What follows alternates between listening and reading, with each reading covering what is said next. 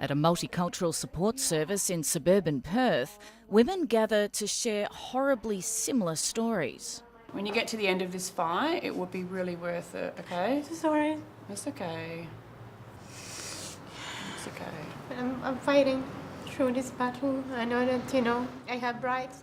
This 29-year-old Filipino woman, who can't be named for legal reasons, moved to Australia to marry a man she met online in 2015. I was always that I wanted to leave, and he picked me up and put me to bed and said, "Don't you move," and stay there, like look in my eyes. And I was so scared what would happen to me. Did you think that he could kill you? Yes, but I just thought to myself that he loves me, he couldn't hurt me. They're also experiencing abuse, physical, emotional, sexual abuse. Social worker Alicia Asich says she's coming across an increasing number of women who are lured to Australia for marriage but end up isolated and abused. They're not aware of their rights within Australia. A lot of them aren't allowed to leave the house.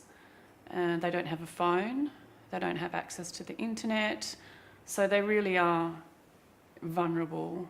Social media has seen an explosion of pages promoting young, subservient women keen to marry an Australian man. But their visa situation means even if they escape a violent relationship, support is limited.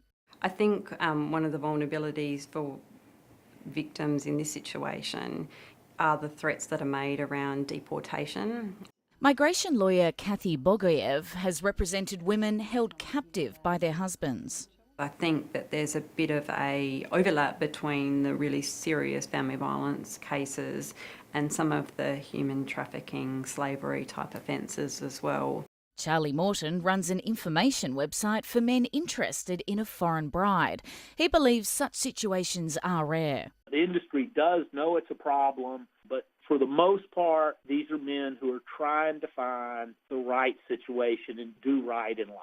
And I haven't met a lot of guys that raised a lot of red flags. The Australian government has made changes to try to prevent exploitation, limiting the number of partners that a person can sponsor and granting more than 300 special residency visas each year to women who've proven they were victims of abuse after arriving in Australia.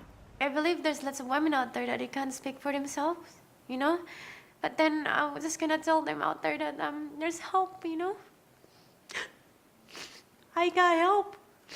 I got out, A warning the women hope others will heed, that the promise of romance can end up very ugly. Erin Park, ABC News.